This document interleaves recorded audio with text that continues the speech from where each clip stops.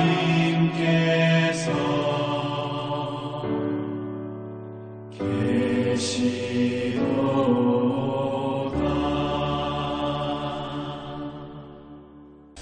2022년 10월 16일 주일입니다.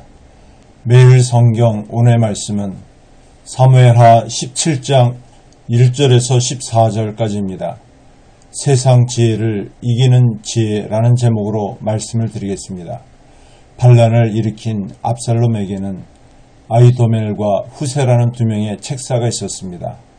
압살롬에게 이 두 사람은 다윗을 어떻게 죽일지 각자 계략을 제안하였습니다. 압살롬은 두 사람의 계략 중에 아히도멜의 계략을 선택합니다. 이 모든 과정은 압살롬을 징계하시려는 하나님의 계획 가운데 있었습니다. 오늘 말씀을 통해 아히도멜과 후세의 지혜의 차이점과 하나님의 지혜는 무엇인지를 살펴보겠습니다. 먼저는 아히도멜의 지혜입니다.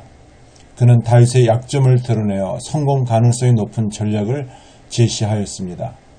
압살롬의 책사 아히도멜은 다윗과 그 왕국을 무너뜨리기 위해 두 가지 전략을 제안했습니다.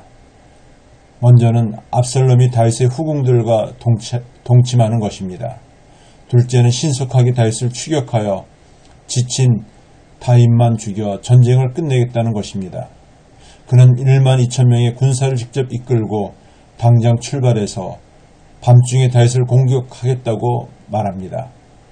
그의 전략은 압살롬과 이스라엘 장로들이 다 동의할 정도로 탁월했습니다. 그대로 시행하기만 하면 다윗은 제거되고 전면전을 벌이지 않고도 다윗을 무너뜨릴 수 있었습니다. 하지만 죄를 도모하는 그의 계획은 아무리 탁월해도 악한 것이었습니다. 다음은 후세의 지혜입니다. 다윗의 강점을 드러내어 아히도벨의 전략을 의심하게 만들었습니다. 압살롬은 또 다른 책사 후세의 전략을 들어봅니다. 후세는 다윗과 다윗의 군사력이 만만치 않음을 강조하였습니다.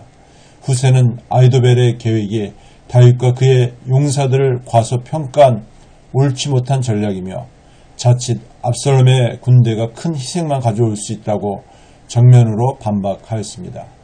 후세는 압살롬이 온 이스라엘을 모아 그들을 친히 이끌고 선두에 서서 전면전을 통해 다윗과 그의 군대를 전멸시켜야 한다고 제안하였습니다.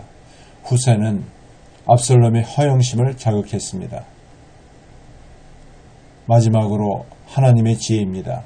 아히도벨의 전략을 압살롬이 받아들이므로 압살롬의 마음을 주장했습니다. 압살롬은 아히도벨의 성공 가능성이 높은 단순하고 신속한 전략보다 후세의 느리지만 스케일이 큰 계획에 마음에 들었습니다. 결과만 놓고 본다면 압살롬은 아히도벨의 말을 경청해야 했습니다. 그러면 그는 다윗을 죽이고 이스라엘의 왕이 되었을 것입니다.